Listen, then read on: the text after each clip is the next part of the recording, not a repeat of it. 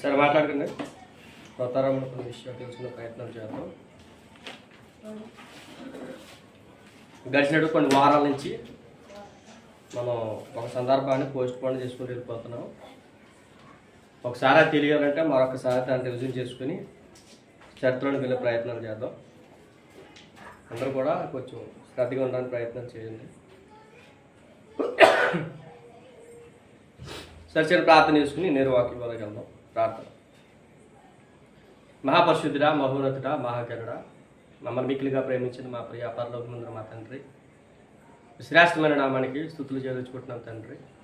మీ ఉచితమైన కృపను బట్టి గడిచిన ఆదివారం నుంచి ఎప్పుడు అడుగుతుంది మీ సన్నిధిలో మమ్మల్ని కాచి కాపాడి భద్రపరిచిన విధానం బట్టి మీకు వందనాలు తండ్రి.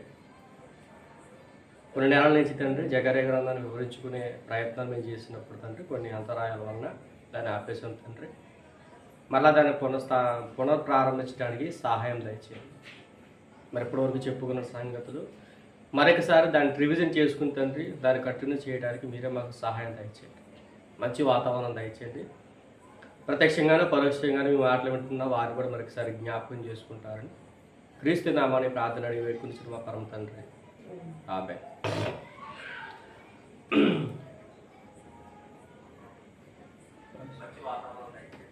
చేరవచ్చిన అందరికీ మరొకసారి క్రీస్తు నామ శుభావందనాలు తెలియజేసుకుంటున్నాను. గడిచినటువంటి కొన్ని వారాల నుంచి సుమారుగా నాకు తెలిసి నెల దాటే ఉంటుంది జకర్యా గ్రంథాన్ని కొంచెం మనం ఆపేయడం జరిగింది. సో మళ్ళీ దాన్ని మనం స్టార్ట్ చేసుకుందాం. లేఖనాల నుంచి మాట్లాడుకునే ప్రయత్నం కూడా చేద్దాం. త్వరగానే అందరూ కూడా తెచ్చుకున్నారు అనుకుంటున్నా బుక్, పేపరు, పెన్ను, బుక్ తీసుకుంటే ఏ సందర్భాలు బట్టి ఎవరెవరు ఎవరితో మాట్లాడారో మరొకసారి మనం తెలుసుకునే ప్రయత్నాలు కూడా చేద్దాం. జకర్యా గ్రంథాన్ని ఒకసారి రివిజన్ చేస్తాను. నాకు తెలిసి రోజంతా మనకు రివిజన్తో సరిపోతుంది. ఒక లేఖనాల్లోకి వెళ్ళిపోదాం. జకర్యా గ్రంథం సుమారుగా క్రీస్తు పూర్వం 587 596 మధ్యలో రాయబడిన పుస్తకం. ఈ జకర్యా గ్రంథం ఏ గ్రంథంతో లింకప్ అయి ఉంది? త్వరగా చెప్పండి. జకర్యా గ్రంథం ఏ గ్రంథంతో లింకప్ అయి ఉంది?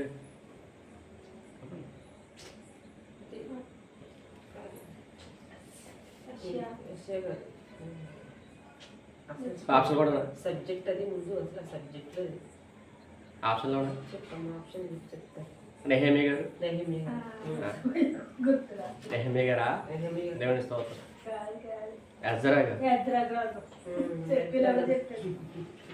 ఎజ్రా గ్రంథంతో లింకప్ అయినట్టు డాక్యుమెంట్స్ ఏ గ్రంథాలు అంటే హగ్గై గ్రంథం, జకర్యా గ్రంథం. సుమారుగా జకర్యా గ్రంథాన్ని మనం చదవాలంటే ముందు ఏ గ్రంథాన్ని చదవాలట చెప్పండి? ఎజ్రా గ్రంథాన్ని చదవాలి.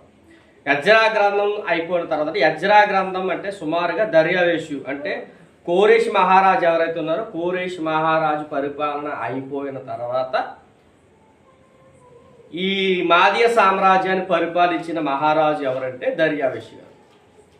సుమారుగా ఆ దర్యావేషు గారి పరిపాలనలో జరుగుతున్నటువంటి సందర్భాల గురించి జకర్యా గారు ఇశ్రాయేలు ప్రజలకి దేవుడిచ్చినటువంటి వాగ్దానాలు, దర్శనాలు వీటన్నిటిని రాయడానికి ఇచ్చినటువంటి ఆ గ్రంథమే జకర్యా గ్రంథం. క్లియరా? అందుకనే మరలా ఒకసారి రివిజన్ చేసుకుంటే మనం ముందుకు వెళ్ళే ప్రయత్నాలు కూడా చేయొచ్చు అని చెప్తున్నాను. బాగా ఇప్పుడు జకర్యా గ్రంథం క్రీస్తు పూర్వం ఎప్పుడు రాయబడిందంటే క్రీస్తు పూర్వం 587 నుంచి 596 మధ్యలో రాయబడినటువంటి గ్రంథం. ఏ గ్రంథం? జకర్యా. ఇప్పుడు జకర్యా గారికి ఎప్పుడు దర్శనం రూపంలో దేవుడు మాట్లాడు అని తెలియాలంటే ముందు మనం ఎజ్రా గ్రంథానికి ఒకసారి వెళ్దాం. త్వరగా చేద్దాం. ఎజ్రా గ్రంథం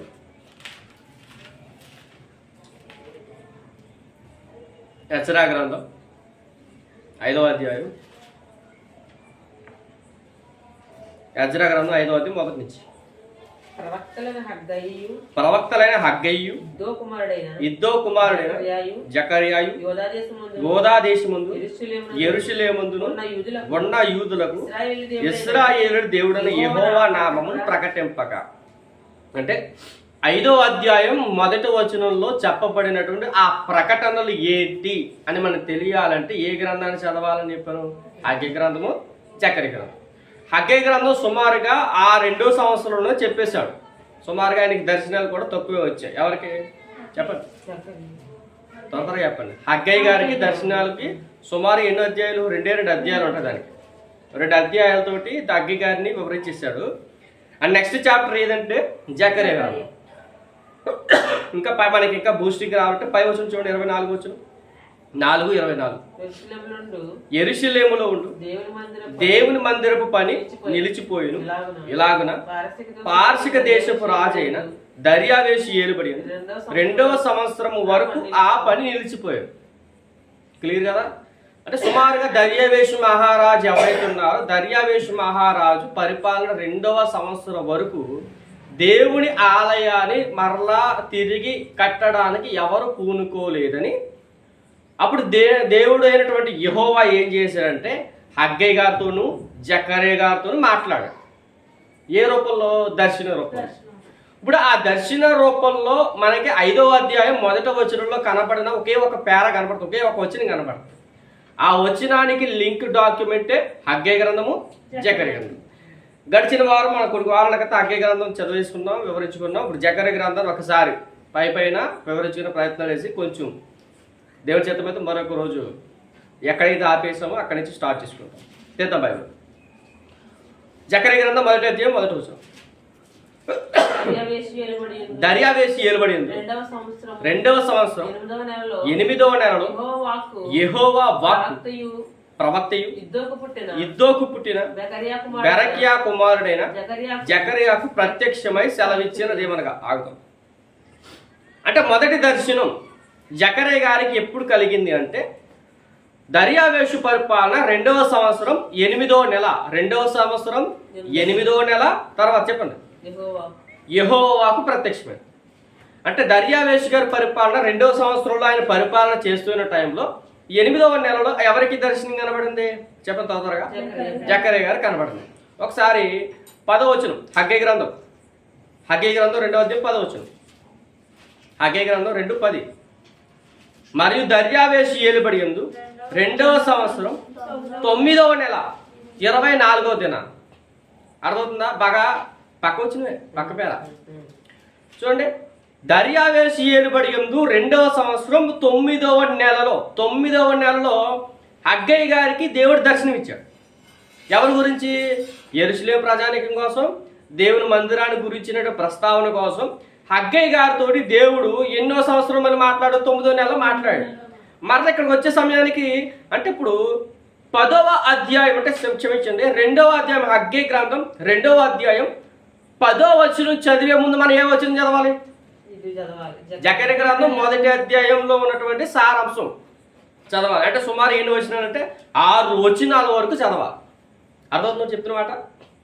అంటే జకర్యా గ్రంథం మొదటి అధ్యాయం మొదటి వచనం నుంచి 6 వచనాల వరకు ఉన్నటువంటి పేర ఏదైతే ఉందో ఆ పేర ఎక్కడ పెట్టాలి మనం? చెప్పండి. హగ్గై గ్రంథము 2వ అధ్యాయం 9వ వచనం నుంచి పెట్టాలి. 9వ వచనం అయిపోయిన తర్వాత 10వ వచనం స్టార్ట్ అయింది కాబట్టి ఆ 9వ వచనం ముందు ఏమి అంటే 10వ వచనానికి ముందు జకర్యా గ్రంథం 1 నుంచి 6 వచనాల వరకు పెట్టాలి. క్లియరా? అప్పుడు ఆ తర్వాత మరలా చూడండి. ఇప్పుడు ఇక్కడ హగ్గై గారికి ఎప్పుడు మరలా దర్శనం వచ్చింది? 9వ నెల. జకర్యా గారికి 8వ నెల కనబడింది. మరలా హగ్గై గారికి 9వ నెల కనబడింది. ఇప్పుడు మరలా చూడండి ఎంత విచిత్రం ఉందంటే నెలల గ్యాప్లోనే దర్శన రూపంలో హగ్గై గారికి జకర్యా గారితో మాట్లాడు. ఇది చాలా సందర్భం. అంటే జకర్యా గారితో మొట్టమొదటిసారిగా దర్శన రూపంలో దేవుడు ఎప్పుడు మాట్లాడాడు అని అంటే చెప్పండి. దర్యావేషు గారి కాలం 2వ సంవత్సరంలో 8వ నెలలో మొదటి దర్శనం వచ్చింది. ఆ మొదటి దర్శనం ఏంటి అంటే పూర్వీకులు ఎవరైతే ఉన్నారో పూర్వీకులకు నేను చెప్పబడిన మాటల ప్రకారం వారు బ్రతకట్లేదు. డాడీ కుదురు త్వరగా చెప్తాను, త్వరగా చూడండి. 2వ వచనం చూడండి త్వరగా. 2వ వచనం జకర్యా గ్రంథం 1:2. యెహోవా మీ పితరుల మీద బహుగా కోపించింది. ఎందుకంటే కాబట్టి నువ్వు వార్త ఇట్లను సైన్యములకు అధిపతియగు యెహోవా సెలవిచ్చినదేమనగా చదివి మీరు నా తట్టు తిరిగిన యెడల నేను మీ తట్టు తిరుగుతునని సైన్యములకు అధిపతి యెహోవా సెలవిచ్చుచున్నాడు. ఇదే సైన్యములకు అధిపతి యెహోవా వాక్కు. తొందరగా చదివి మొత్తం చదివండి. మీరు మీ పితరుల వంటి వారై ఉండవద్దు.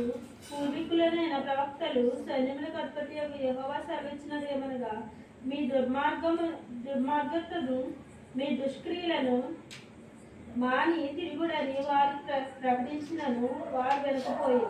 చూడండి ఎంత విచిత్రం ఉందంటే, ఇప్పుడు 1వ అధ్యాయం 1 నుంచి 6 వచనాలు మొదటి దర్శనం ఎవరి గురించి మాట్లాడుతున్నారు అంటే దేవుడు ఇశ్రాయేలు ప్రజల యొక్క ప్రవర్తన గురించి మాట్లాడుతున్నారు. దేని గురించి? ప్రవర్తన. అంటే వారు ఎలాగున్నారంటే దుర్మార్గంగా ఉన్నారు, వారు నాకు నచ్చినట్లుగా బ్రతకట్లేదు. మీరు ఇప్పటికైనా మీ పితరులు ఉన్నారు కదా, మీ పితరులు అంటే సుమారుగా వీళ్ళు ఎన్ని సంవత్సరాలు బట్టి బానిసత్వంలో ఉన్నారు? బబులోని చెర. గుర్తుంది కదా, ఇదంతా కూడా బబులోని చెర. అంటే నెబుకద్నెజర్ రాజు గారు, దానియేలు గారు, శద్రకు, మేషకు, అబేద్నెగో గారు, వీళ్ళ టైంలో మనం గుర్తుపెట్టుకోవాలి. అంటే వీళ్ళ ముందు జరిగినట్టు చరిత్ర. ఇర్మియా గారు, వీళ్ళందరూ మనం గుర్తులో పెట్టుకుంటే వీళ్ళందరూ కూడా దేవునికి ఇష్టానుసారంగా బతికారు. కొంతమంది ఆయన మాటలు వినలేదు. ఎవరు? ప్రవక్తలు చెప్పిన మాటలు వినలేదు. మీరు ఇప్పటికైనా మారమని చెప్పు జకరియా, నువ్వు వాళ్ళతోటి ఇప్పటికైనా ఇశ్రాయేలు ప్రజలందరూ మీరు మారాలి అని చెప్పడానికి జకరియా గారిని దేవుడు ఎన్నుకున్న మొట్టమొదటి దర్శనం ఏంటంటే ఇదే దర్శనం. ఎన్నో నెల కలిగింది? 8వ నెల. ఇది మొదటి దర్శనం. నెక్స్ట్ రెండవ దర్శనం.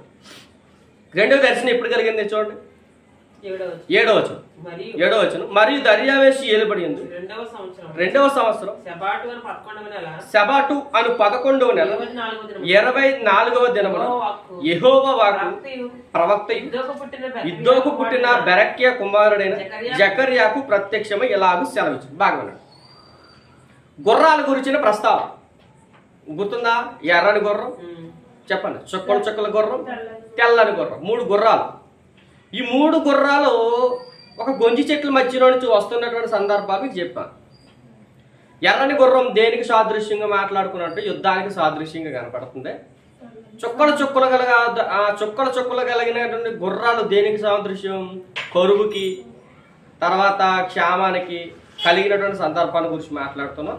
3వ దర్శనం, 3వ గుర్రం దేని గురించి మాట్లాడుతున్నాం? తెల్లని గుర్రం. అంటే తెల్లని గుర్రం అంటే శాంతి గురించిన విషయాల గురించి మాట్లాడుకునేటువంటి గుర్రం గురించి మాట్లాడుకున్నాం. గుర్తుంది అందరికీ? గుర్తుంది కదా? ఈ 3 గుర్రాల గురించి మనం చెప్పుకున్నాం. సో ఇప్పుడు రెండవ దర్శనం దేని గురించి మాట్లాడుతున్నాడు అంటే 3 గుర్రాల ప్రస్తావన వచ్చింది. ఎర్రని గుర్రం, చుక్కల గల గుర్రములు, తెల్లని గుర్రాలు. ఈ గుర్రాలన్నీ కూడా వచ్చి ఎక్కడికి వచ్చాయి చూడండి. అప్పుడు 10వ వచనం. అప్పుడు గొంజి చెట్లలో నిలవబడి ఉన్నవాడు, ఇవి లోకమంతను తిరుగులాటకు యెహోవా పంపించిన గుర్రాలు. అంతే కదా, యెహోవా పంపించిన గుర్రాలు అని చెప్పాను.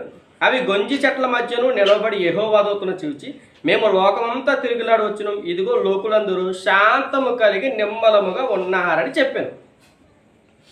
అంటే ఇప్పుడు ప్రపంచవ్యాప్తంగా యుద్ధం అనే వాతావరణం లేకుండా ప్రపంచం ఎలా ఉందని చెప్పిన ఈ 3 గుర్రాలు ప్రశాంతంగా ఉన్నాయి. అంటే అప్పటికే పరిపాలన బబులోని చెర అయిపోయింది. బబులోని చెర అయిపోయిన తర్వాత ఎవరు వచ్చారు? కోరేష్ మహారాజు వచ్చాడు. అదవుతుంది కదా. ఇప్పుడు కోరేష్ మహారాజు పరిపాలన వచ్చిన తర్వాత ఏమైందంటే మాదీయులు, పార్షికులు వీళ్ళు పరిపాలన స్టార్ట్ చేసినారు. ప్రపంచం అంతా శాంతంగా ఉంది. ఇప్పుడు శాంతంగా ఉందని చెప్పడానికి ఆ 3 గుర్రాలు ఏం చేసాయి? ప్రపంచాన్ని అంతా ఒకసారి తిరిగేసి ఇక్కడికి వచ్చాయి. అంటే ఎవరి దగ్గరికి వచ్చాయి? గొంజి చెట్ల మధ్యలో నిలబడిన ఒక దూత దగ్గరికి వచ్చాయి. ఇప్పుడు ఆ దూత ఎవరు చెప్తుంది? జకరియా గారు చెప్తుంది. సో ఇది కరెక్ట్ అయిన సమయం. ప్రపంచం అంతా నెమ్మదిగా ఉంది. సుమారుగా 70 సంవత్సరాల పాటు మీరు అంటే ఇశ్రాయేలు ప్రజలందరూ మీరు ఎక్కడికి వెళ్ళిపోయారు? బానిసలుగా ఉన్నారు. ఎవరికి? బబులోను రాజ్యానికి. అంతే కదా. ఈ బబులోను రాజ్యానికి మీరు బానిసలుగా ఉన్నారు. కాబట్టి ఈ 70 సంవత్సరాల కాల వ్యవధి అయిపోయింది. కాబట్టి ఎవరైతే మన ప్రజానికం అంటే ఇశ్రాయేలు ప్రజలు ఎవరితో, ఇశ్రాయేలు ప్రజలందరూ ఇప్పుడు తిరిగి ఎక్కడికి రావాలి చెప్పండి? ఎక్కడికి రావాలి? ఇశ్రాయేలు భూభాగానికి రావాలి. ఇప్పుడు ఇశ్రాయేలు భూభాగానికి వచ్చి మీరేం చేయాలి అంటే నా మందిరాన్ని కట్టండి. అంటే ఇప్పుడు 2వ వచనం అంటే 2వ దర్శనం దేని గురించి మాట్లాడుతుంది చూడండి. రెండవ దర్శనం దేని గురించి మాట్లాడుతుందంటే యెరూషలేము విషయములోను 14 వచనం. కాబట్టి నాతో మాట్లాడుచున్న దూత నాతో ఇట్లను, నీవు ప్రకటన చేయవలసిందేమనగా సైన్యములకు అధిపతియగు యెహోవా ఇలాగూ సెలవిచ్చుచున్నాడు. ఏమని? నేను యెరూషలేము విషయంలోను సియోను విషయంలోను అధిక ఆసక్తి కలిగి ఉన్నాను. దేనికోసం ప్రభువా అంటే నా మందిరాన్ని కడతారని ఆసక్తితో ఉన్నా. అర్థమవుతుంది. మొదటి దర్శనం చెప్పండి త్వరగా. మొదటి దర్శనం ఎవరి గురించి? ఇశ్రాయేలీయుల యొక్క ప్రవర్తన గురించి. మీరు సరిగ్గా ఉంటే బాగుంటుంది, లేకపోతే మనం లెంపకాయలు పడతాయి. అది మొదటి దర్శనం. నెక్స్ట్ రెండవ దర్శనం త్వరగా చెప్పండి. రెండవ దర్శనం ఏంటి? 3 గుర్రాలు ప్రపంచాన్ని అంతా తిరిగి వచ్చాయి. భూమి అంతా కూడా ప్రశాంతంగా ఉందని చెప్పాయి. ప్రశాంతంగా ఉన్న తర్వాత ఇప్పుడు ఏం చేయాలంటే, ఇదిగో నేను చెప్తున్న మాట ఏంటంటే, మీరందరూ కలిపి ఇశ్రాయేలు ప్రజలందరూ కలిపి ఏం చేయాలి? నాకు మందిరాన్ని కట్టాలి. ఇది రెండవ దర్శనం. అంటే సుమారుగా మనకి 2 దర్శనాలు అయ్యాయి. ఎన్నో అధ్యాయంలో చెప్పండి? మొదటి అధ్యాయంలో 2 దర్శనాలు అయ్యాయి. మళ్ళీ 3వ దర్శనం చూడండి. 18 వచ్చాడు. 18. అప్పుడు నేను తేరి చూడగా 4 కొమ్ములు నాకు కనబడ్డాయి. అవి ఏమిటని నాతో మాట్లాడుచున్న దూతను అడగగా 4 కొమ్ముల దర్శనం యోధా వారి గురించి, ఇశ్రాయేలు వారి గురించి, యెరూషలేము నివాసుల గురించి, మరలా చెదరగొట్టబడిన జనుల గురించినటువంటి విషయాలు. ఈ 4 కొమ్ముల గురించిన ప్రస్తావన గురించి మాట్లాడుతూ కంసాల గురించి మాట్లాడతాడు. ఉన్నారు కదా, కంసాలో వస్తాడు, వాడు వచ్చి వీళ్ళందరినీ చెదరగొడతాడు అనే విషయం కూడా మీకు చెప్పా. సో కంసాల గురించినటువంటి విషయాలు మాట్లాడడానికి దేవుడు మరొక దర్శనం చూపించాడు. అంటే సుమారుగా జకర్యా గ్రంథం మొదటి అధ్యాయంలో మనకి ఎన్ని దర్శనాలు కనబడుతున్నాయి? త్వరగా చెప్పండి. ఎన్ని దర్శనాలు?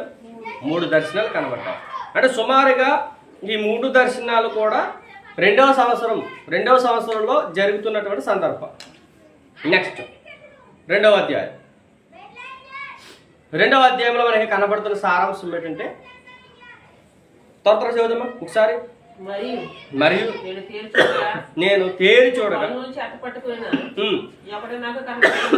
నీవెక్కడికి పోవచ్చున్నావు నేను అతను అడగగా అతడు వెడల్పును పొడుగును ఎంత చూడబోతున్నాను. అంతటి నాతో మాట్లాడుతున్న దూత బయలుదేరగా వరియకు దూత అతన్ని ఎదుర్కొని వచ్చింది. రెండవ దూత పరిగెత్తిపోయి యెరూషలేములో మనుష్యులను పశువులను విస్తారమైనందున అది ప్రాకారము లేని మైదానముగా ఉండునని ఈ అవరునికి తెలియచేయమని మొదటి దూతకి బాగా. ఈ దర్శనం గురించి సింపుల్ చెప్పేస్తాను బాగా. ఇప్పుడు ఇదేనా దర్శనం? జకర్యా గారికి 4వ దర్శనం. ఎన్నో దర్శనం? 4వ దర్శనం. ఈ 4వ దర్శనం యొక్క సారాంశం ఏంటంటే, యెరూషలేములో దేవుని మందిరాన్ని కట్టడానికి కొలతలు వేసుకునే ప్రక్రియ. అర్థమవుతుందా? అంటే ఎంత వెడల్పు వేసుకోవాలి, ఎంత పొడవు వేసుకోవాలి, ఎంత హైట్ కట్టాలి, దాని గురించినటువంటి ప్రస్తావన కట్టడానికి, అంటే దేవుని మందిరాన్ని కట్టడానికి కొలతలు వేసుకోవడానికి ఒక దూత వచ్చాడు. రెండవ దూత ఎందుకు వచ్చాడు? రెండవ దూత ఎవరయ్యా అంటే, ఆ రెండవ దూత యెరూషలేము చుట్టూ ప్రాకారాలు అంటే మనం ఎవరు గుర్తు రావాలి చెప్పండి? ప్రాకారం అనగానే ఎవరు గుర్తు రావాలి? నెహెమ్యా గారు గుర్తుండాలి. అంటే ఇప్పుడు చుట్టూరు ప్రాకారం అంటే యెరూషలేముకి చుట్టూరు ప్రాకారం కొలవడానికి కూడా ఒక వ్యక్తి వచ్చాడు. సో ఈ రెండవ అధ్యాయంలో మొదటి దర్శనం దేని గురించి? యెరూషలేము యొక్క దేవుని మందిరాన్ని గురించినటువంటి కొలతలు వేసుకునేటువంటి ప్రక్రియ గురించినటువంటి దర్శనం. క్లియరా? పైన చెప్తాను, లోపలికి వెళ్దాం. ఎందుకంటే మనకి చాలా విచిత్రమైన సంగతులు కనపడతాయి. తర్వాత ఇది కేవలం ఒక దర్శనం ఉంటుంది ఇందులో. ఎన్నో అధ్యాయంలో? రెండవ అధ్యాయంలో ఒక దర్శనమే కనపడుతుంది, మనకు దర్శనాలు ఉండవు. క్లియర్ అర్థమవుతుందా? ఇది 4వ దర్శనం. జకర్యా గ్రంథం 2వ అధ్యాయంతో ఎన్ని దర్శనాలు అయ్యాయి? 4 దర్శనాలు. మరలా అడుగుతున్నాను, లాస్ట్లో దర్శనాలన్నీ వివరించడానికి ప్రయత్నం టకటకని చెప్పండి. నెక్స్ట్ 3వ అధ్యాయం 1వ వచనం. మరి యెహోవా దూత ఎదుట ప్రధాన యాజకుడని యెహోషువ నిలబడుట. యెహోషువ అంటే మోషే గారి శిష్యుడా? చెప్పండి. మోషే గారి శిష్యుడు అయినట్టు యెహోషువ గారా? మరి ఎవరు? అప్పుడు లేరు కదా యెహోషువ. మరి చెప్పండి మరి. అప్పుడు లేరు, యెహోషువ వేరు, ప్రవక్త అయిన యెహోషువ. మరి యెహోషువ ఎవరు? ఈ యెహోషువ ఆయన పేరు ఉంటుంది ముందు మర్చిపోయావు. ఈ యెహోషువ గారు ఎవరంటే యూదుల అధికారి, ఎవరికి? యూదుల అధికారి, యూదుల అధికారి ఆయన గారు. ఇంకొక అతను లేవి గోత్రానికి సంబంధించిన ఎజ్రా గ్రంథంలో యోషువ అని ఉంటుంది. యెహోషువ ఏంటి? ఎజ్రా గ్రంథంలో ఏముంటుంది? యోషువ అని ఉంటుంది. ఇక్కడికి వచ్చే సమయానికి యెహోషువగా మార్చాడు. అంటే యెహోషువ అనే పేరు, యోషువ అనే పేరు ఈయనకే ఉన్నాయి. ఎవరికి? ఈ యెహోషువ గారు. ఇప్పుడు యెహోషువ గారి గురించి ప్రస్తావన. ఇప్పుడు 5వ అధ్యాయం బాగా అర్థమవుతుందా? 3వ అధ్యాయంలో మనకు కనబడుతున్నట్టు మరొక దర్శనం ఏంటంటే యాజకుడైన యెహోషువ గురించినటువంటి దర్శనం. అతనికి ఏమున్నాయంటే ఇప్పుడు యెహోషువ గురించి ఫిర్యాదు చేయడానికి, అంటే యెహోషువ ఉన్నాడు కదా, యెహోషువ మలినమైన బట్టలు తొడుక్కున్న వాడికి కనబడ్డాడు. ఎవరికి? సాతానుగాడు. సాతానుగాడికి మలినమైన బట్టలు ధరించుకుని యెహోషువ కనబడుతున్నాడు. ఆయన ఎలా నువ్వు ఎన్నుకుంటావు? ఆయన జీవితంలో పాపాలు ఉన్నాయి. ఆయన జీవితంలో లోకంతో తిరిగాడు. సుమారుగా కోరేషి పరిపాలన స్టార్ట్ చేసినటువంటి ఆ దేవుని మందిరాన్ని ఆపేశాడు. అలాంటి నువ్వు ఎలా మరలా తిరిగి స్టార్ట్ చేస్తావు యెహోషువతోటి అని సాతానుగాడితోటి, సాతానికి యెహోవా దూతల మధ్యలో జరుగుతున్న డిస్కషన్ గురించి జకర్యా గారికి ఇచ్చిన దర్శనం 3వ అధ్యాయం.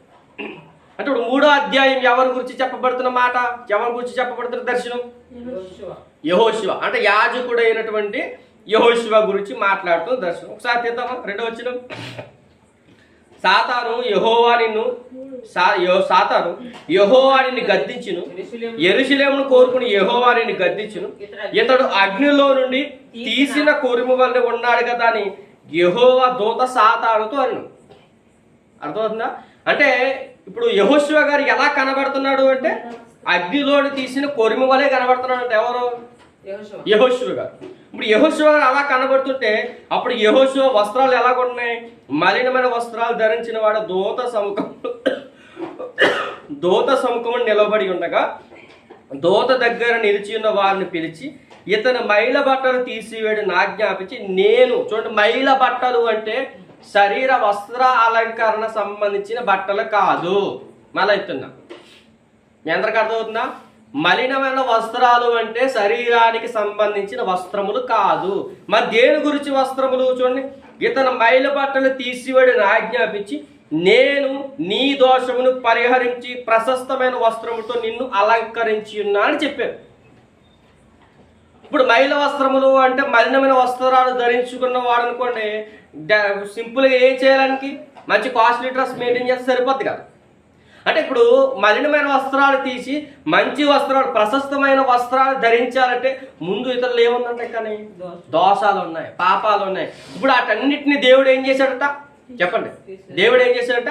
పరిహరించాడు. అని అర్థం ఏంటి? కొట్టేశాడు. అంటే కోరేషి గారి పరిపాలన నుంచి దర్యావేషి గారి పరిపాలన వరకు తను ఏ విధంగా అయితే ఉన్నాడో, తను చేసిన పాపాలు ఏవైతున్నావో ఆ పాపాలు, దోషాలు అన్నిటినీ నేను పరిహరించాను.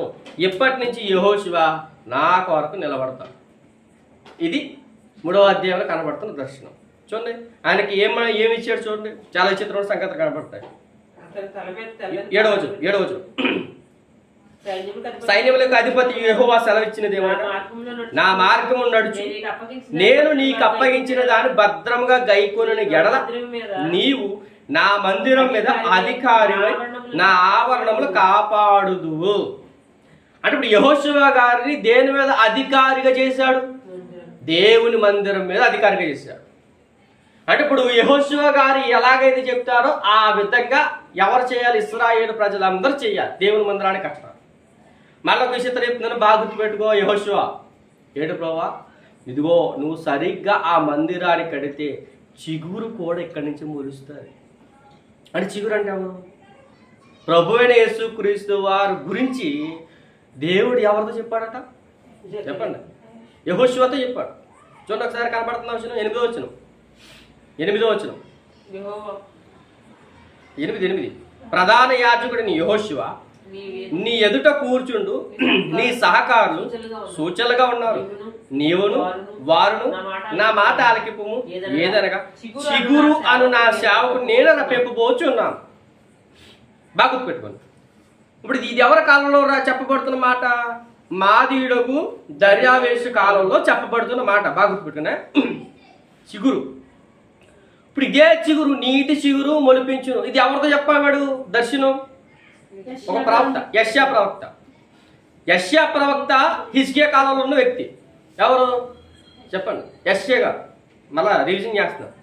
యెషయా గారితో నీటి చిగురు మొలిపిస్తానని చెప్పాడు. అది హిజ్కియా గారి కాలం. హిజ్కియా గారి కాలం అయిపోయిన తర్వాత బబులోని చెర వచ్చింది.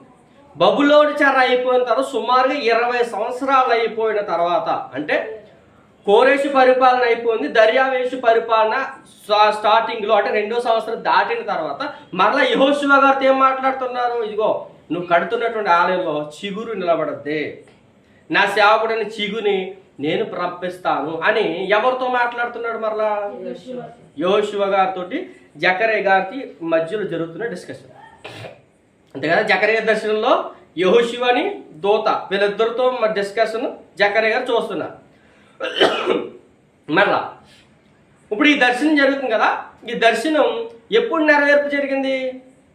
మాదీయులు అయిపోయారు, గుర్తుపెట్టుకోండి. మాదీయులు అయిపోయిన తర్వాత నెక్స్ట్ ఎవరు వచ్చారు అనుకుంటున్నారు? చెప్పండి, ఎవరు? మాదీయులు అయిపోయి ఎవరు? మాదీయులు పార్శికులు ఇద్దరు ఒకటే. మాదీయులు పార్శికులు ఒకలే. గ్రీకులు. ఎవరు? గ్రీకులు. గ్రీకుల తర్వాత వచ్చిన సామ్రాజ్యం రోమా సామ్రాజ్యం. అంటే రోమా సామ్రాజ్యం ఎవరైతే ఉన్నారో రోమీలు, అంటే రోమీల కాలంలో చిగురు వచ్చాడా రాలేదంటే వచ్చాడు. అంటే సుమారుగా ఒక రాజ్యం అయిపోయిన వెంటనే రోమా ప్రభుత్వం వచ్చే సమయానికి ఆ నీటి చిగురు భూమి మీదకి వచ్చింది. సో దీని గురించి ముందుగానే యెహోషువ గారికి మాట్లాడుతున్న విషయాన్ని జకరియా గారు కోట్ చేశారు. క్లియరా? ఇప్పుడు 3వ అధ్యాయం అనగానే మనం ఎవరి గురించి మాట్లాడాలి? యాజకుడైన యెహోషువ గారిని దేవుడు ఏం చేశాడు? దేవుని ఆలయం మీద అధికారిగా చేశాడు. ఇప్పుడు సాతాను గారు యెహోషువ గారి మీద నేరస్థాపన చేసినటువంటి సందర్భాల గురించి మాట్లాడుతున్న విషయం 3వ అధ్యాయం. అర్థమైందా? నెక్స్ట్ 4వ అధ్యాయం. నాతో మాట్లాడుతున్న దూత తిరిగి వచ్చి నిద్రపోయిన ఒకరిని లేపినట్లు నన్ను లేపి నీకు ఏమి కనబడుచున్నదని అడుగుగా నేను సువర్ణమైన దీపస్తంభమును, దాని మీద ఒక ప్రమిదయు, దీపస్తంభములకు 7 దీపములను, దీపములకు 7 గొట్టములను కనబడుచున్నవి. మరియు నేను ఒలివ చెట్టు దీపస్తంభమునకు కుడి ప్రక్కన ఒకటి షార్ట్ కట్ లో వెళ్ళిపోతాం. ఓకే, షార్ట్ కట్ లో సింపుల్ గా చెప్పేస్తాం. ఆ రోజు అప్పుడు అతను నాతో ఇట్లా, జెరుబ్బాబెలునకు ప్రత్యక్షమగు యెహోవా వాక్కు ఇదే. ఇప్పుడు 4వ అధ్యాయం ఎవరి గురించి మాట్లాడుతున్న దర్శనం? జెరుబ్బాబెలు. ఈ జెరుబ్బాబెలు ఎవరు? ఆప్షన్ ఏ ఎవరు? లేవి గోత్రానికి సంబంధించిన వాడా? ఆప్షన్ బి రూబేను గోత్రానికి సంబంధించిన వాడా? ఆప్షన్ సి యోధా గోత్రానికి సంబంధించిన వాడా? ఆప్షన్ డి బెన్యామీను గోత్రానికి సంబంధించిన వాడా? ఏ గోత్రం? గట్టిగా యోధా గోత్రం. అర్థమవుతుందా? మర్చిపోయారు. అందుకే మరలా దాన్ని రివ్యూ చేస్తే మనకు ముందరే అర్థం. అంటే జెరుబ్బాబెలు గారు ఏ గోత్రానికి సంబంధించిన వాడంటే యోధా గోత్రానికి సంబంధించిన వ్యక్తి. ఇప్పుడు యెహోషువ గారు ఏ గోత్రానికి సంబంధించిన వాడు? యాజకుడు అంటే లేవి గోత్రానికి సంబంధించిన వాడు. ఈయనేమో యోధా గోత్రానికి సంబంధించిన వాడు. ఇప్పుడు యోధా గోత్రానికి సంబంధించిన జెరుబ్బాబెలు గురించి ఎందుకు దేవుడు ఆ అధ్యాయంలో, అంటే సుమారుగా 4వ అధ్యాయం ఎందుకు మాట్లాడాడు అంటే, జెరుబ్బాబెలు గురించి దేవుడు ఎందుకు మాట్లాడి చెప్పనా? ఆయనట దేవుని మందిరానికి పునాది వేసిన అతడే. ఎవరు? జెరుబ్బాబెలు. తీద్దాం ఒకసారి 8వ వచనం. యెహోవాకు నాకు ప్రత్యక్షమై ఎలాగూ సెలవిచ్చు, జెరుబ్బాబెలు చేతులు ఈ మందిరపు పునాది వేసి ఉన్నది, అతని చేతులు ముగించును. అప్పుడు సైన్యములకు అధిపతి యెహోవా నన్ను మీ వద్దకు పంపి ఉన్నాడని నీవు తెలుసుకుందు. అంటే దేవుని మందిరానికి పునాది లేసింది ఎవరు? జెరుబ్బాబెలు. సో చూడండి, ఇందులోనే 2 దర్శనాలు కనపడుతున్నాయి. ఎంతకు అర్థమవుతుందా? మొదటి వచనంలో నాతో మాట్లాడుచున్న తిరిగి వచ్చి నిద్రపోయిన ఒకడు లేపినట్టు నన్ను లేపి. లేపడం అంటే మాట్లాడటమే, అదొక దర్శనం. రెండవ దర్శనం ఏంటి? 8వ వచనం, యెహోవాకు మరలా నాకు ప్రత్యక్షం ఎలా సెలవిచ్చింది. అర్థం తప్పు మాట అంటే ఒకటే దర్శనం అనుకుందా, రెండు దర్శనాలకు వచ్చా? రెండు దర్శనాలు సార్. అర్థమవుతుందా? రెండు దర్శనాలు ఒకటే దర్శనానికి వచ్చా? రెండు దర్శనాలు ఒకేసారి. రెండు సందర్భాలు ఒకలాగా ఉన్నాయి, లింక్ డాక్యుమెంట్లా కనబడుతున్నాయి. కానీ జెరుబ్బాబెలు గురించి ఎందుకు ప్రభువా నువ్వు జెరుబ్బాబెల్ని హైలైట్ చేస్తున్నావు అని ఒకవేళ ఎవరు అడిగి ఉండొచ్చు? జకర్యా గారు అడిగి ఉండొచ్చు. సో జకర్యా గారు అడిగి ఉండొచ్చు కాబట్టి ఎందుకు జెరుబ్బాబెల్ని ఏర్పాటు చేసుకుని చెప్పిన, నా మందిరానికి పునాదులు ఆయన వేశాడు. ఎవరు? జెరుబ్బాబెలు. సరే జెరుబ్బాబెలు బాగానే వేసావు. మరి నాకు విచిత్రం ఏంటంటే నాకు కొన్ని డౌట్లు ఉన్నాయి. ఏంటి? పై వచ్చిన దర్శనం చెప్పొచ్చా కదా, ఆ దర్శనం ఏంటి? 11 వచ్చి చూడండి. దీపస్తంభం ఇరు ప్రక్కల ఉండు ఈ 2 ఒలివ చెట్లు ఏంటి? 2 ఒలివ చెట్లు, తర్వాత 2 బంగారపు కమ్ములు, తర్వాత 2 కొమ్మలు ఏంటని నేను అతను అడగ్గా. అంటే రెండు కనబడుతుంది. గుర్తుందా? అర్థమవుతుంది చెప్తున్న విషయం. మళ్ళీ చెప్తున్నా చూడండి 11 వచనం. దీపస్తంభమునికి ఇరు పక్కల ఉండి ఈ 2 ఒలివ చెట్లు ఏమిటి? 2 ఒలివ చెట్లు కనబడుతున్నాయి. ఎవరికి? జకర్యా గారు. ఎవరికి? దర్శనంలో. బాగా 2 ఒలివ చెట్లు కనబడుతున్నాయి. తర్వాత 2 బంగారపు కొమ్ములలో నుండి సువర్ణ తైలములు కుమ్మరించి ఒలివ చెట్లనున్న 2 కొమ్ములు. మన అక్కడ ఏం కనబడుతున్నాయి? 2 కొమ్ములు కనబడుతున్నాయి, బంగారపు కొమ్ములు. ఇవి ఏంటి అని అడిగాను. ఎవరు? జకర్యా. ఎవరిని అడిగాడు చెప్పండి? దూతను అడిగాడు. దర్శనంలో దూతను అడిగాడు. అప్పుడు ఆయన ఏమన్నాడు? అప్పుడు నాతో ఇది ఏమిటని నీకు తెలీదా అని.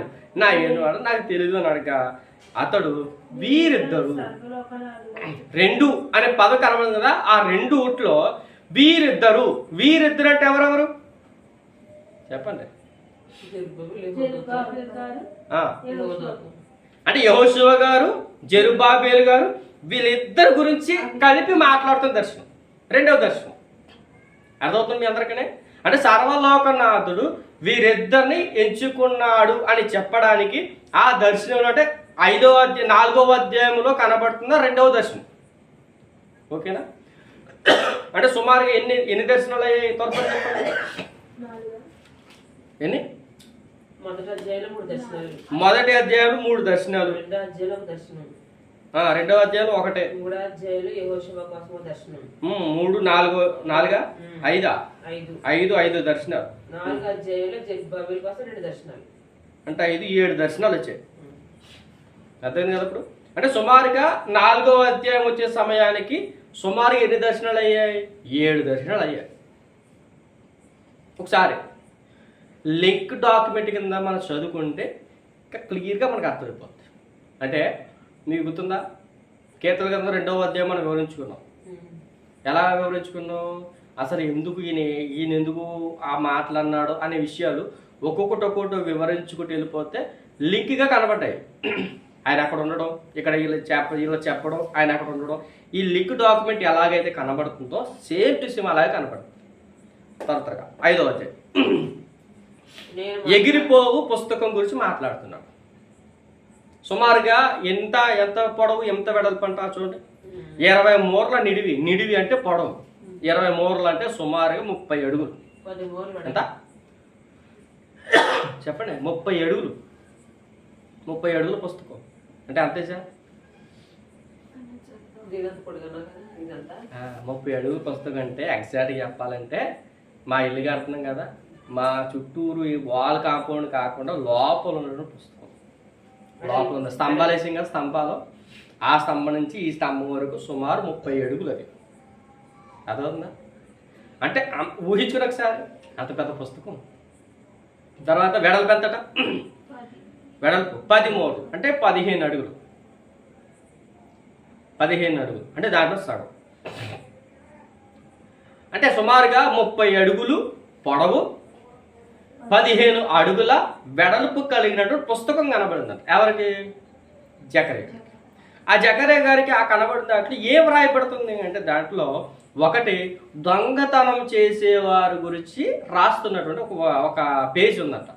ఒక పక్కన దొంగతనాలు చేసేవారి గురించి, మరొక పక్కన అబద్ధ ప్రమాణములు చేసేవారి గురించి ఈ రెండు అంటే ఆ పుస్తకం రాయబడింది. అర్థమవుతుంది కదా? అది మొదటి దర్శనం. ఇందులో 5వ అధ్యాయం. అర్థమవుతుంది అందరికీ? అంటే అంటే 5వ అధ్యాయం మొదటి దర్శనంలో ఒక దర్శనం అంతా ఏం మాట్లాడుతుంటే 30 అడుగుల పొడవు 15 అడుగుల వెడల్పు కలిగినటువంటి ఒక పుస్తకం ఉంది. ఆ పుస్తకంలో ఒక పక్కనేమో అబద్ధ సాక్ష్యాలు చెప్పేవారి గురించి, అబద్ధ ప్రమాణాలు చెప్పేవారి గురించినటువంటి వారి పేర్లు అందులో రాయబడుతున్నాయి ఒక పక్కన. మరొక పక్కన దేని గురించి రాయబడుతుంది? దొంగతనాలు ఎవరైతే చేస్తున్నారో దొంగిలు వారి గురించినటువంటి ఒక పక్కన రాస్తున్నాడట. సో ఇప్పుడు ఇదంతా అయిపోయిన తర్వాత మరొక దర్శనం కనబడుతుంది. ఏంటి ఆ దర్శనం? 5వ వచనం. 5వ వచనం చూడండి త్వరగా. అప్పుడు నాతో మాట్లాడుచున్న దూత బయలు వెళ్ళి నిదానించి చూచి యువతలకు వచ్చినదేమిటో కనిపెట్టమని నాతో చెప్పగా ఇదేమిటని నేను అడగగా అందుకతడు ఇది కొల అంటే సరస్సు. చూడండి, కొల అంటే సరస్సు చూపించాను. ఆ సరస్సులో ఇది బయలువెళ్ళు తూమని చెప్పాను. మరియు లోకమంతుడు జడు ఇలాగ కనబడని చెప్పాను. శేషపు బిళ్ళను తీయగా కొల తుమ్ములు కూర్చుని ఒక స్త్రీ కనబడదు. స్త్రీ గురించి చెప్పాను, గుర్తుందా? ఆ స్త్రీ ఏం చేస్తుంది? ఆ స్త్రీకి దేవుడు పేరెట్టి దోషమూర్తి అని పేరెట్టాడు. ఆ స్త్రీ ఎవరు? బబులోను. ఎవరు అంటే ఇప్పుడు 5వ అధ్యాయం అంతా కూడా ఎవరి గురించి రాయబడిన మా దర్శనం? బబులోను దేశాన్ని గురించినట్టు రాసినటువంటి దర్శనం. అర్థమైనప్పుడు అంటే ఆ బబులోని జకర్యా గ్రంథంలో ఏమని రాశాడంటే దోషమూర్తి లేదా ఒక స్త్రీగాను దోషమూర్తిగాను జకర్యా గారి కనబడిన దర్శనం ఈ 2వ దర్శనంలో కనబడుతుంది. ఇప్పుడు 5వ అధ్యాయంలో మనకి ఎన్ని దర్శనాలు కనబడ్డాయి? 2 దర్శనాలు కనబడ్డాయి. త్వరగా 6వ అధ్యాయం. మరలా నేను తేరు చూడగా 2 పర్వతముల మధ్య నుండి 4 రథములు బయలుదేరుచుండు. 4 రథములు అంటే సుమారుగా 3-4 గుర్రాలు కలిగినటువంటి అవి రథాన్ని తోలుతున్నాయి. ఎన్ని? 4. చూడండి త్వరగా. ఆ పర్వతములు ఇత్తడి పర్వతములై ఉన్నాయి. మొదటి రథం ఎర్రని గుర్రం, 2వ రథం నల్లని గుర్రం, 3వ రథం తెల్లని గుర్రం, 4వ రథం చెప్పండి త్వరగా చదవండి. నా ఏలిన వాడ ఏమిటని నాతో మాట్లాడుతున్న దూతను నేను అడుగుగా అతడు నాతో ఇట్లను, ఇవి సర్వలోకనాథులకు యెహోవా సన్నిధిని విడిచి బయలువెళ్ళు ఆకాశము చతుర్వాయువులు. నల్లని గుర్రమును రథము ఉత్తర దేశంలోకి పోవునది, తెల్లని గుర్రములున్న రథము వాటి వెంబడి పోవును. చుక్కలు గల గుర్రములు గల రథము దక్షిణ దేశంలోకి పోవును. బలమైన గుర్రములు బయలువెళ్ళి లోకమంతా సంచరింప ప్రయత్నింపగా పోయి లోకమంతటా సంచరించుండని అతడు సెలవిచ్చాను కనుక అవి లోకమందంతటా సంచరించుచుండెను.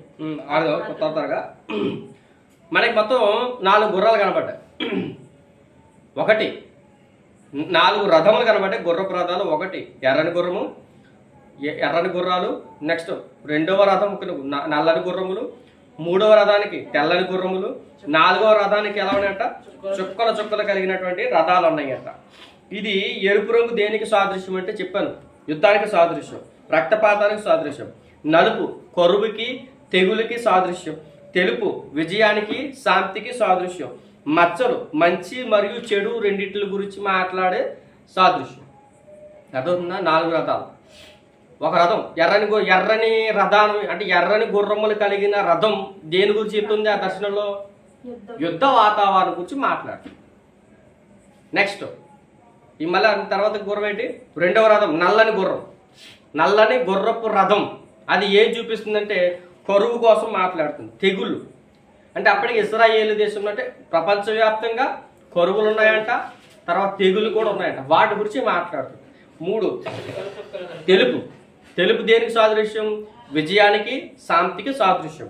4 మచ్చలు అంటే మంచి చెడు వీటి గురించినటువంటి మనుషులు కొంతమందికి మంచి వివేకం ఉంది. మంచి ఏంటంటే తెలుసుకుంటున్నారు, చెడు అంటే ఏంటి తెలుసుకుంటున్నారని వీటి గురించిన ప్రస్తావన మాట్లాడడానికి జకర్యా గారికి దర్శనం కనబడుతుంది. ఈ 4 రథాలు గుర్రపు రథాలు. త్వరగా ఇవి ఏం చేశాయంటే మొత్తం ఈ 4 గుర్రాలు 4 సైడ్కి వెళ్ళిపోయాయి. ఉత్తరానికి చెప్పండి, తూర్పు పడమరకి వెళ్ళిపోయాయి, ఉత్తరానికి దక్షిణానికి కూడా వెళ్ళిపోయాయి. అది గడిచిన కొన్ని వారాల క్రితం మనం మాట్లాడుకున్నాం.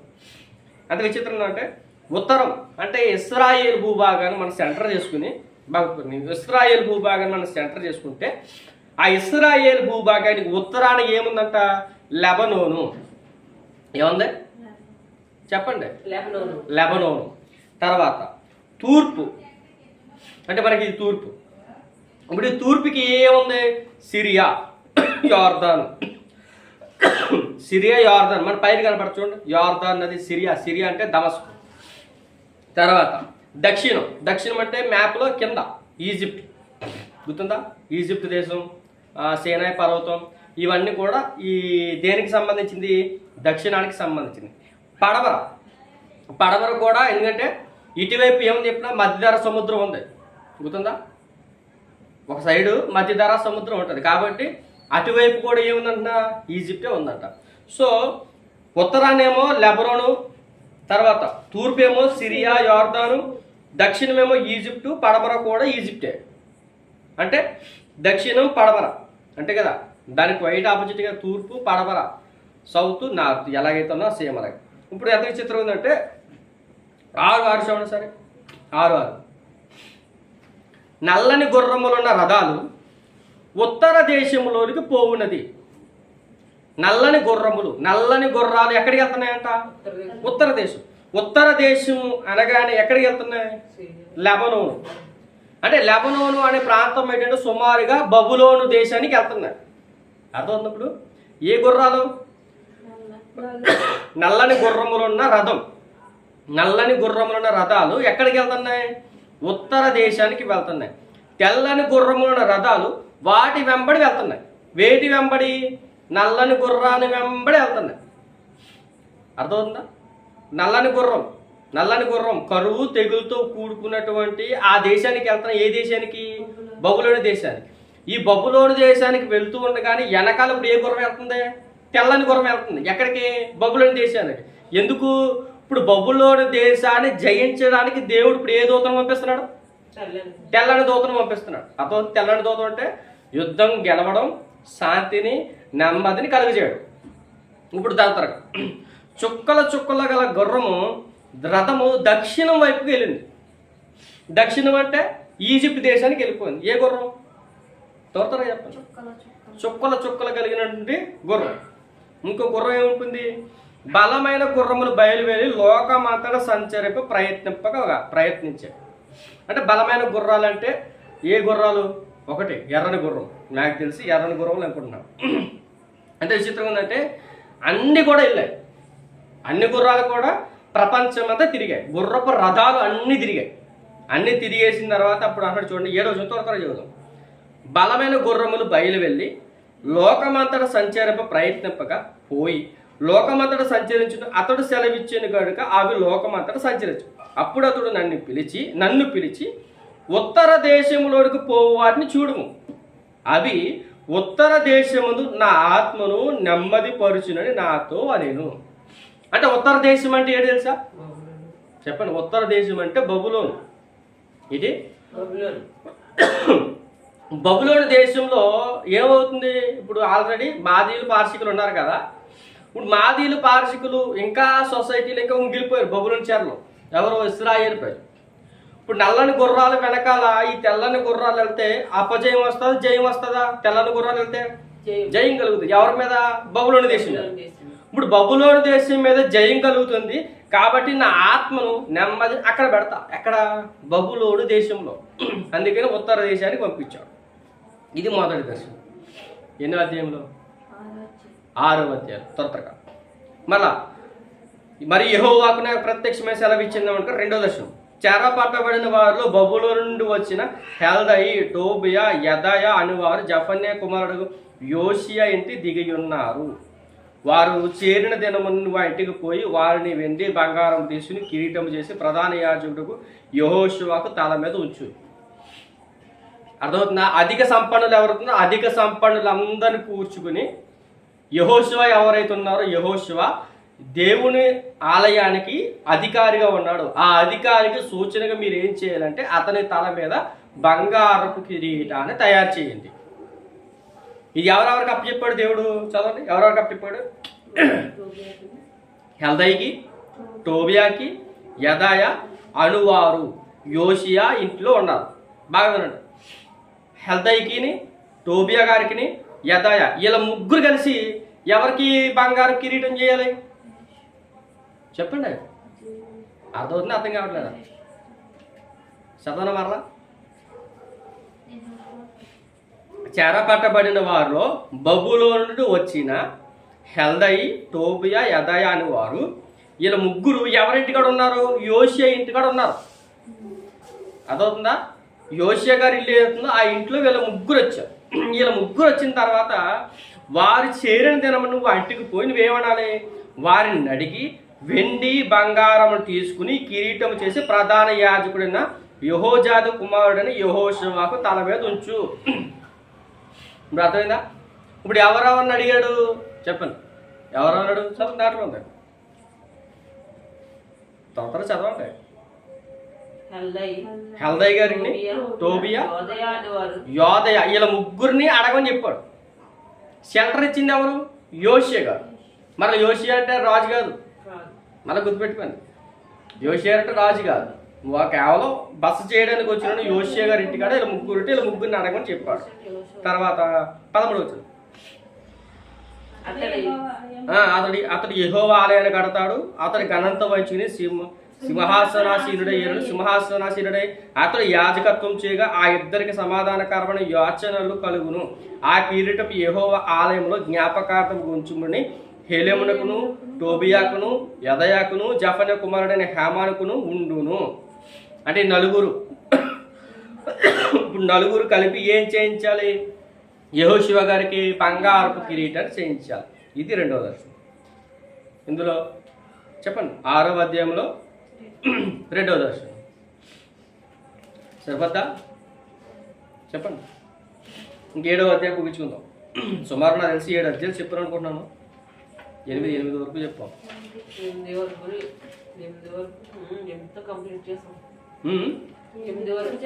8 వరకు అయిపోయింది తొందరగా. మళ్ళీ రాజైన దర్యావేషు ఏలుబడింది 4వ సంవత్సరపు, అంటే సుమారుగా 6 అధ్యాయాల వరకు 2, 3 అంటే 2 సంవత్సరాల కాల వ్యవధి జరిగింది దర్శనం. సుమారుగా ఎన్ని దర్శనాలు వచ్చాయి? తొందరగా చెప్పండి. మొత్తం ఎన్ని దర్శనాలు వచ్చాయి?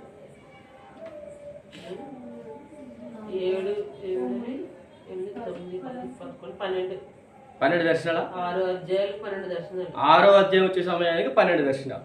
అంటే సుమారుగా 2వ సంవత్సరం నుంచి, అంటే దర్యావేషిగా 2వ సంవత్సరం పరిపాలన స్టార్ట్ అయినప్పటి నుంచి 8వ నెల నుంచి ఎప్పటి వరకు 4వ సంవత్సరం కిస్లేపు అని 9వ నెల, అంటే సుమారుగా 2 సంవత్సరాలు. అంతేనా? అక్కడేమో 8వ నెల వచ్చింది. ఎక్కడ 2వ సంవత్సరం 8వ నెలలో మొదటి దర్శనం కలిగింది. ఎవరికి? జకరియా. ఇప్పుడు ఈ 7వ అధ్యాయం వచ్చే సమయానికి ఎన్నో సంవత్సరం అంటున్నాడు? 4వ సంవత్సరం 9వ నెల, అంటే సుమారుగా ఒక నెల అటు ఇట్లో ఉంది. అంటే 2 సంవత్సరాలు, అంటే సుమారుగా 23 నెలలు.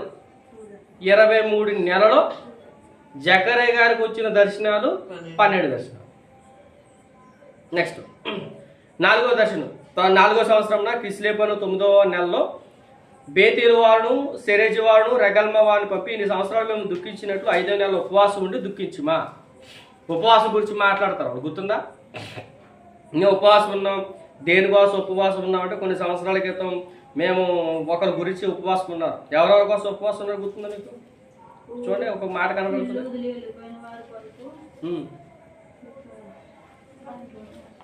చదవ పర్లేదు. ఎవరెవరి కోసం ఉపవాసం ఉంటారు వాళ్ళు?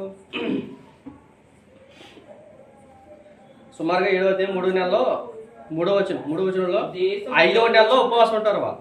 ప్రతి సంవత్సరం 5వ నెలలో ఉపవాసం ఉంటారు. 5వ నెల ఏం జరిగింది? యెరూషలేము నాశనం అయిపోయి, అది గడిచిన దాంట్లో ఉంటుంది. నోట్స్ రాసుకుంటే క్లియర్గా అర్థం అవుతుంది.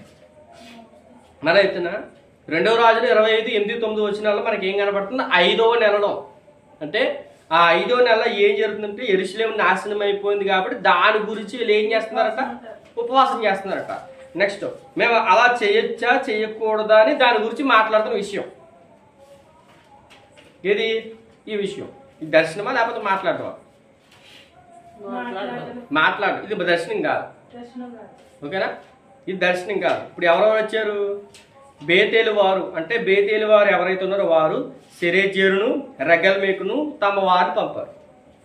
ఎవరి దగ్గరికి? జకరియా గారి దగ్గరికి. తర్వాత త్వరగా 8వ వచనం. మరియు యెహోవాకు జకరియా ప్రత్యక్షం ఎలా సైన్యములకు అధిపతి యెహోవా ఎలాగో ఆజ్ఞ ఇచ్చి ఉన్నాడు.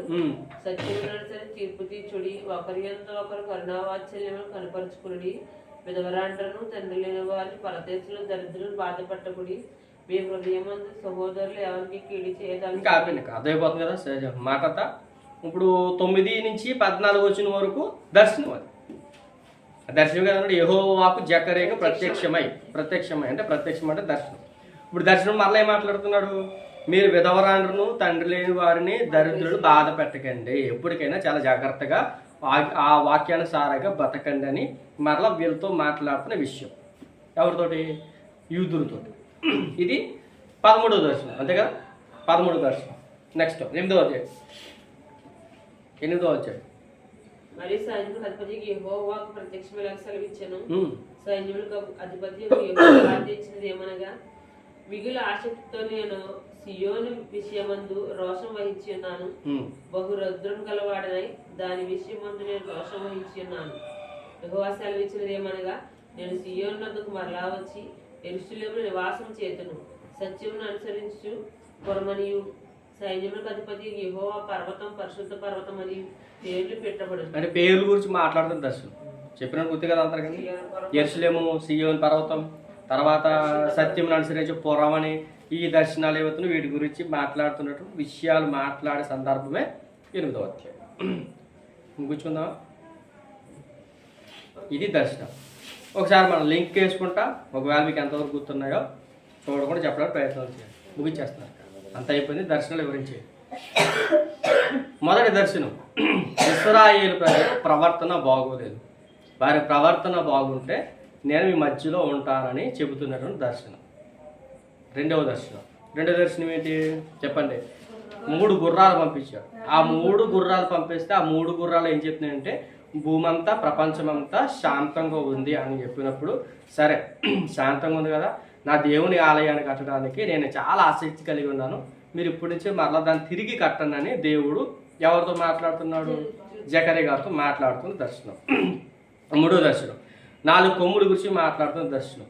ఒకటి ఇశ్రాయేల్ వారి గురించి, యోధా వారి గురించి, తర్వాత యెరూషలేము నివాసుల గురించి, చెదరగొట్టబడిన జనుల గురించి మాట్లాడుతున్న దర్శనం.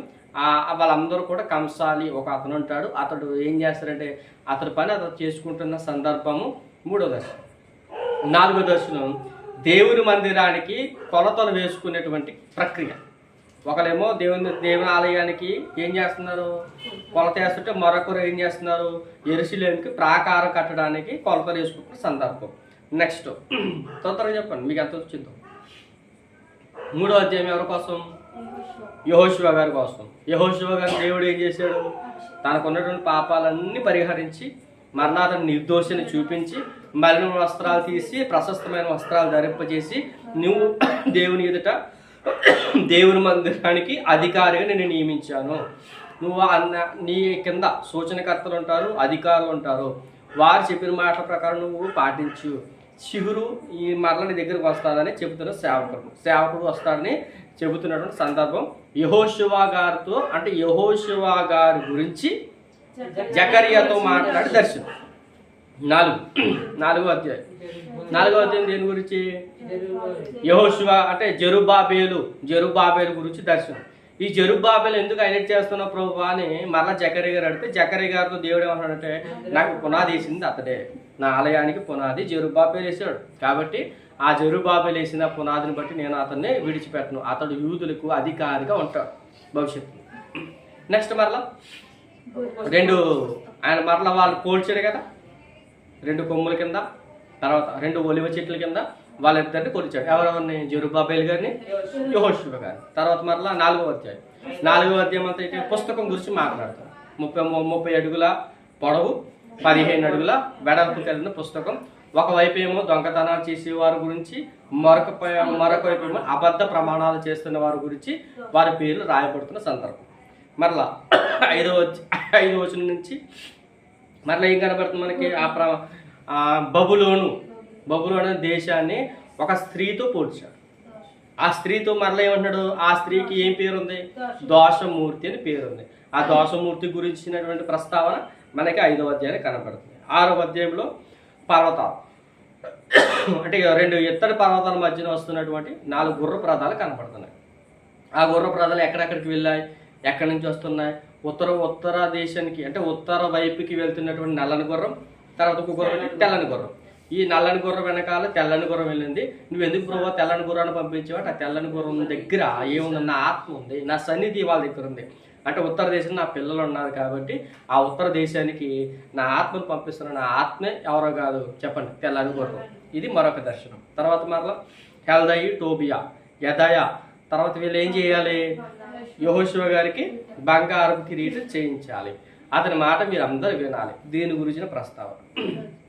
తర్వాత 7వ అధ్యాయంలో వీళ్ళు ఒక పండుగ, ఒక ఉపవాసం ఉంటారంటే 5వ నెలలో. ఆ 5వ నెలలో ఉపవాసం చేయొచ్చా, చేయకూడదా? ఎందుకు ఉపవాసం ఉంటారంటే యెరూషలేములో ఉన్నటువంటి వారు ఈ నెబుకద్నెజర్ మహారాజు 5వ నెలలో చెరలో తీసుకుని వెళ్ళిపోయారు. సో ఆ రీజన్ బట్టి మేము ఉపవాసం ఉండొచ్చా, ఉండకూడదా అనే విషయాల గురించి మాట్లాడుతున్న ప్రస్తావన. మళ్ళీ తర్వాత చివరిగా మీరందరూ కూడా మీరు ఇక్కడికి వచ్చేసిన తర్వాత మీరు విధవరాలని, పిల్లలు లేని వారిని, వీళ్ళంతా కూడా మీరు ఏం చేయకండి, బాధ పెట్టకండి.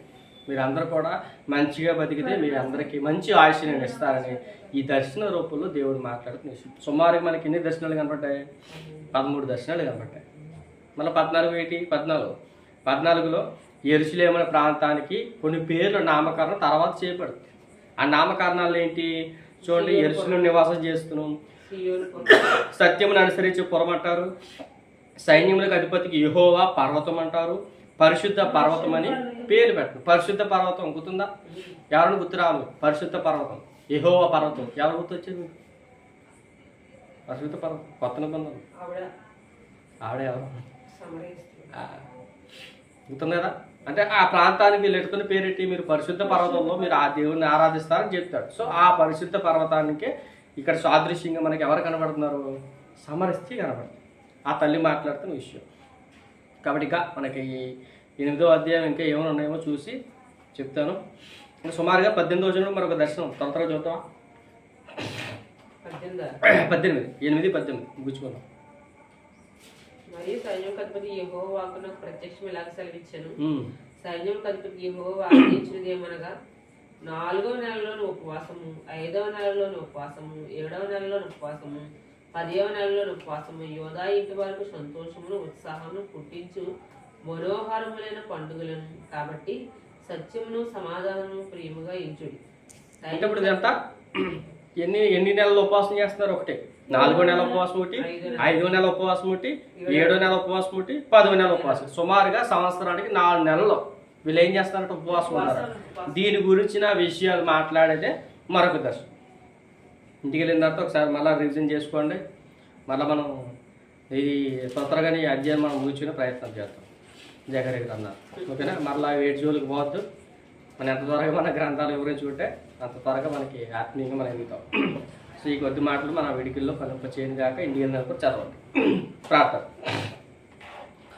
మహాపరిశుద్ధుడ, మహోన్నతుడ, మహాగరుడ, మమ్మల్ని మిక్కిలిగా ప్రేమించిన మా ప్రియ పరలోకమందున మా తండ్రి, మీ శ్రేష్టమైన నామానికి స్తుతులు చెల్లించుకుంటున్నాం తండ్రి. ఈ రాత్రికాల సమయంలో మీ పిల్లలుగా మేమందరం కూడుకునే తండ్రి, మీ సన్నిధిలో తండ్రి జకర్యా గ్రంథం 8వ అధ్యాయం వరకు ఉన్నటువంటి దర్శనాలు, మీ మాటలు మేము తెలుసుకోవడానికి మీరు మాకు ఇచ్చిన కృపను బట్టి, ప్రేమను బట్టి మీకు వందనాలు తండ్రి. తండ్రి ఇంకా చాలా అధ్యాయాలు ఉన్నాయి తండ్రి. ఆ అధ్యాయాలు వివరించుకోవడానికి తగిన జ్ఞానాన్ని మాకు దయచేయండి. అలాగే తండ్రి జ్ఞానంతో పాటు మా ఆత్మీయ జీవితాన్ని కూడా మీరే మార్చండి. ఆత్మీయంగాను భౌతికంగాను మమ్మల్ని ఇంకా మెరుగుపరచండి, మా స్థితిగతులు మార్చండి. అలాగే తండ్రి పత్తిపాడులో జరుగుతున్న మీటింగ్స్ నిమిత్తం ప్రార్థిస్తున్నాం. అలాగే తండ్రి పెద్దరాయవరంలో జరుగుతున్న మీటింగ్స్ నిమిత్తం ప్రార్థిస్తున్నాం తండ్రి.